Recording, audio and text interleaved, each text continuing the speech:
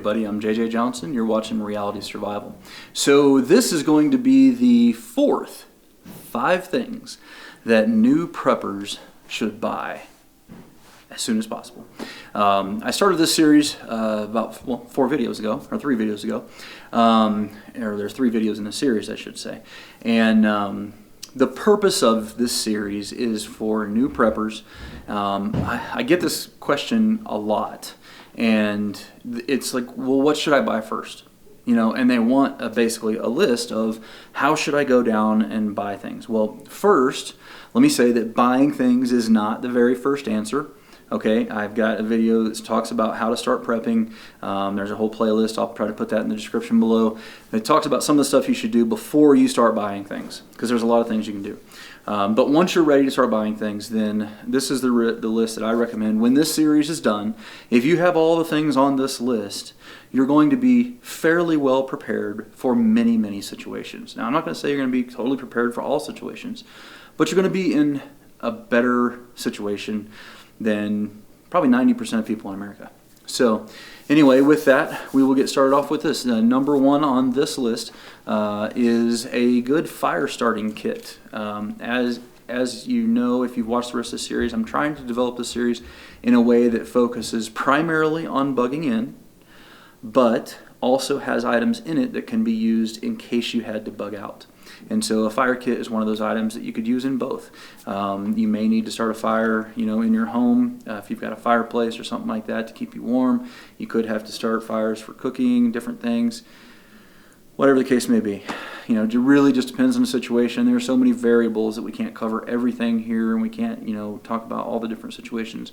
But we're just talking about in general, in times of need, these things will be useful for you. So for the fire kit, I'm just going to discuss a few items that I find fairly useful, that I've used and I think that work pretty well. So the first one here, and this is in no particular order, and I try to get some that are fairly, you know, attainable for most people.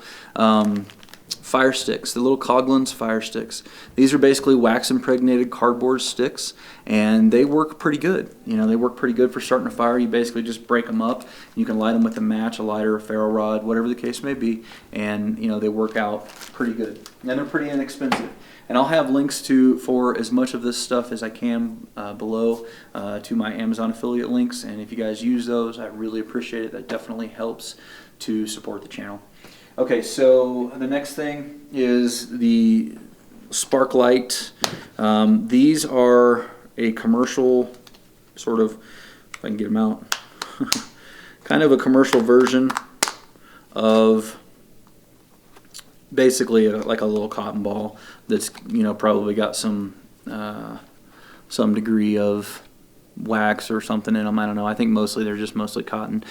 These don't burn real long. It comes with a little igniter. I think better than this is something that you can do that's a homemade version, is just cotton balls and Vaseline. You guys have probably, if you've seen some of my old videos, you saw this.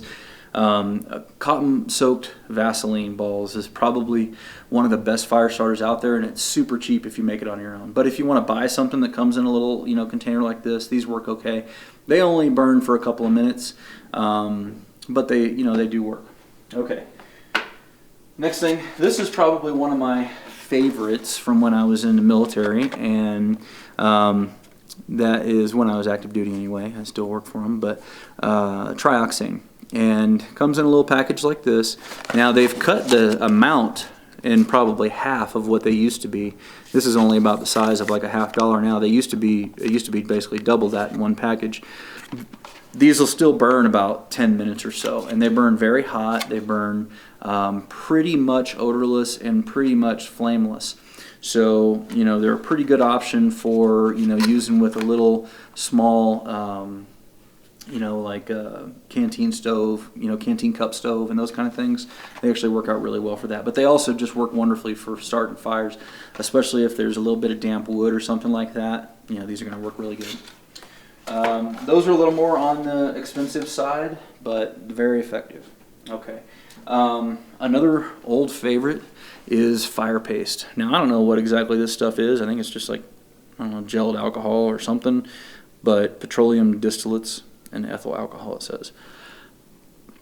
it burns great. Nice high flame, burns for a good long time, and it does a really good job of starting fires.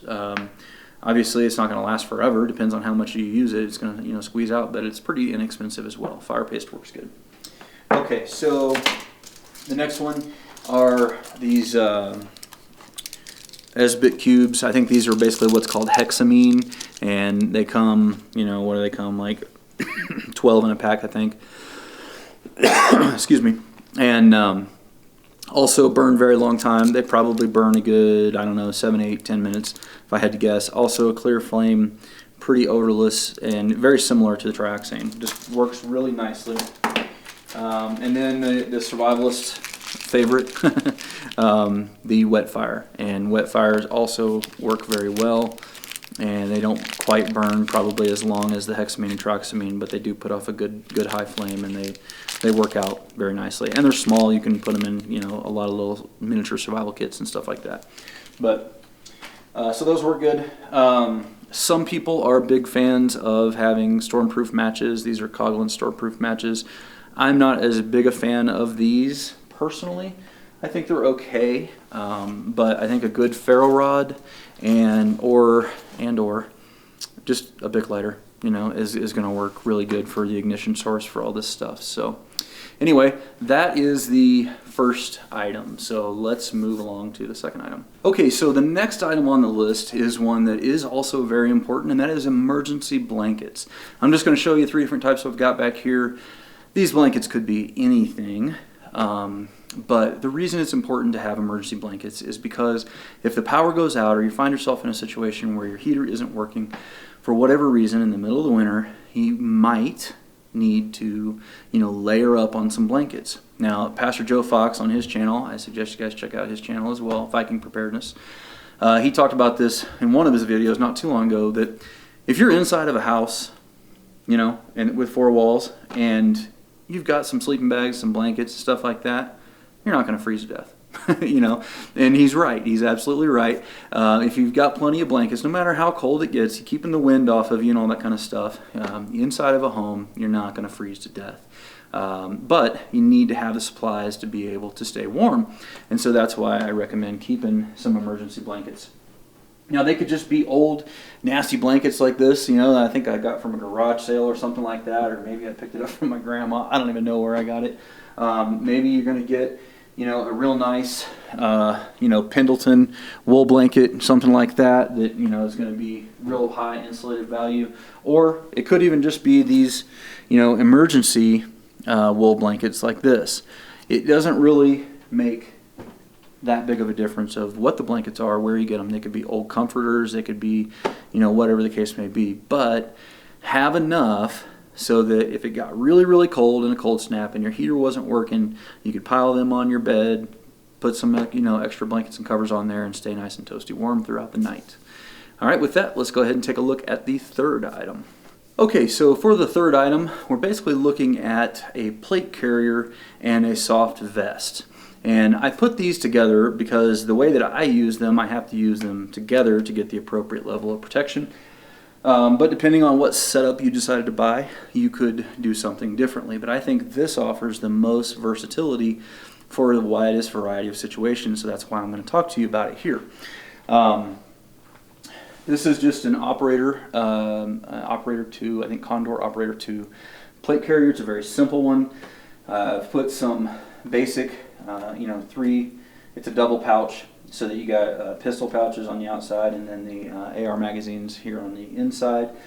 I've got kind of a, maybe a utility pouch, you call it here, pockets. I've got a couple of smokes and different things like that in there. And then I keep a knife strapped to it up here. This is the mount for the torque, First Light torque. And it's just a very basic setup. There's nothing really special about it. And then I've also got a hydration pack back here in case I'm going to be on foot, and I can throw my hydration pack in there, and have it there as well. If I'm doing vehicle operations, I take it out and it stays nice and flat. So what I'm using as far as the plates for this are poly plates. They're level 3 poly plates, and those plates you have to use 3A soft armor behind it to get the full amount of protection up to 308. And so I have another vest, and I would wear the vest underneath my clothing, okay, so that it's concealed, and then I would have the plate carrier, you know, on top of that. The reason I do that is because, well, I mean, it's apparent to me, but if you had to ditch your plates and all that kind of stuff, you'd still have some level of protection. Or if you were captured, caught, or something like that, people made you take your plates off, maybe you'd get lucky and they wouldn't notice you had a vest on if it was a real concealable vest like that. Maybe not, but hey, who knows. The other thing is that, as I talked about in a couple of videos ago, if you're in a situation, it's a long, slow slide and everything is just kind of slowly falling apart, you still have to go to work, but it's getting more dangerous and all that kind of stuff, then you can wear that vest and leave that one at home. But the bottom line is that if you're going to purchase an AR-15 for home defense and stuff, you need to have a plate carrier, okay? Because what you're saying is I'm going to be shooting at people and they're going to be shooting back at me. If people are shooting back at you, you should have a plate carrier and vest on. It's just common sense. So anyway, those are the two items kind of into one because they need to be used together for the third item. So now let's go ahead and take a look at the fourth item. Okay, so for the fourth item, it is a few rain catchment barrels, 55-gallon rain barrels that are basically made, and they have some attachments to them. I'll roll in some footage here so that you can catch rainwater from your house. It's really important in times of emergency that you are able to have enough water to be able to hydrate your family. And if you have a house, which most people do, not everybody, I mean some apartments and stuff like that, this might be a little more difficult to do, but for people with a home, then you can use your roof and the guttering system on your roof to capture and funnel the water. Now, be careful because some states don't allow this. If you live in communist states like that, I recommend you move. Anyway, I'm just kidding, but it is illegal in some places, some counties, stuff like that, so check your local laws. But if you can, and you can capture the water that comes from your roof, that is a great source of water that you can then, theoretically rainwater is supposed to be able to be drank without being filtered, but because it's running down your roof, it is coming in contact with other kinds of contaminants from the shingles, bird poop, whatever, that kind of stuff. You want to go ahead and filter it and purify it when it comes out of the rain system. In times when times are good, it's just a good way to be able to water your garden and different things like that. There's all kinds of advantages to having some water on hand. Obviously, you could use it for bathing and different things like that, sanitation and stuff like that too, in times of emergency. So rain barrels are the fourth item on the list. Let's go ahead and take a look at the fifth. Okay, so for the fifth item on the list, we are going to talk about 22 long rifles. And I kind of chuckled because I just went through this whole thing, but I didn't have the record button pushed. So I'm going to be doing it again. Okay, so 22 long rifle, the reason it's important is because it's great for hunting small game. It is also lethal, and it can kill people, okay? Not my first choice for lethality, and for combat or anything like that. But it has one huge advantage. You can carry a whole lot of ammo in a relatively small, light amount of space. And so if you were in a situation where you had to bug out, maybe you had to go try to live in a national forest or some crazy stuff like that, then a 22 rifle would be one of the rifles that I would want to have with me and my family. And the reason I would say one of them, it wouldn't be the only one I would want to have, but it would be one because it would be great for procuring small game. It also can be used for self-defense, as I said. So let's take a look at some of the ones that I have here. This one is it's kind of a hodgepodge. It's a double star AR-15 lower with a Tactical Solutions AR-22 upper. And so I can, have the 22 mags here, and I can put those in there and I can fire it as a 22. I've got a Bushnell TRS 25 on top, and it's just a great little training weapon, but I can also switch out the upper to an AR upper and then use it as an AR, so it's kind of cool. Another one here, and well, I will also mention, if you're going to have a 22 long rifle that takes magazines, make sure you have several magazines, at least 3 to 5 magazines, if not more. Here is a Ruger 1022. Ruger 1022s are great options as well. This one's pretty much been totally customized. There's only very little original parts left on it. But good little gun, pretty reliable. They do occasionally jam, you know, but that's any semi-automatic 22 long rifle is going to do that. This right here is the CZ 452 Ultralux. I don't think they make the Ultralux anymore, but if you can find them, I highly recommend you buy them. Any of the CZ 452s are going to be great. They're super accurate, very reliable. It's a bolt-action gun, and you know, it does take detachable magazines as well, so make sure you get some extra ones of those. One real quick word on magazines for the 1022. For the Ruger 1022, the best magazines you can get, in my opinion, are the BX25s from Ruger. They've got the steel lips. They're just very sturdy, and they work really well. If you buy Butler Creek magazines, don't buy the ones with the plastic feed lips. They wear out too fast. They jam a lot. I don't like them. This is the Butler Creek with the steel lips. Those are a little better, but still the Ruger magazines take the cake.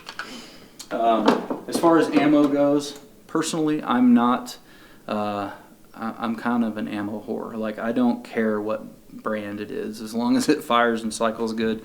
I know some people are very snobbish on what they like to shoot and all that kind of stuff, but for me, I get whatever I can get at a good deal. And because most modern ammunition usually fires pretty well through most guns, as long as it's, you know, produced to high quality standards and all that kind of stuff. But, you know, reloads and stuff like that, I tend to generally stay away from, but most manufactured ammo usually works good. It doesn't really matter if you get it in boxes, you know, or if you know, like bulk packs, or if you store it loose. It doesn't make a difference. It all works. I say a minimum of 1,000 rounds, but if you want to get more, then get more. I mean, it's highly compact and it's easily carried, you know, on your person. So I think it's a good choice of weapon to have with you, really, if you bug out, or even if you're at home. I mean, you know, shooting squirrels, shooting rabbits in the neighborhood, you can do that pretty quietly. I've done a video showing the difference between subsonic and hypersonic 22s out of that CZ, and it's a pretty amazing difference. If you were going to hunt in the city in, you know, times of crisis, you could have some subsonic ammo, and you can do it fairly quietly without having a silencer or a suppressor or whatever. So that is just, you know, an option for you. Now, let's go ahead and take a look at the bonus item. I don't have anything here to show you, but I'm just going to mention it. A good set of leather hiking boots, leather insulated hiking boots, like a good set of Danners or Chippewas, or, you know, there's lots of different companies that make a fully leather hiking boot that's waterproof and insulated. This is a really important item to have, because if you're going to bug out, if you're going to grab your backpack, you have to leave your house, you have to hike long distances, a nice set of boots will really make your life so much easier. So I also highly recommend that you have a set of those as well. Anyway, guys, as always, I would be really curious to know what you would have added to the fourth 5 things that new preppers should buy. What do you think should be on this list? Go ahead and stick that in the comments down below. If you like this video and videos like this, then please click the thumbs up button and please share it on social media. You know, Facebook, Twitter, Google+, whatever the case may be. As always, don't forget to live the 6 Ps. Proper prior preparation prevents poor performance. Stay safe, guys.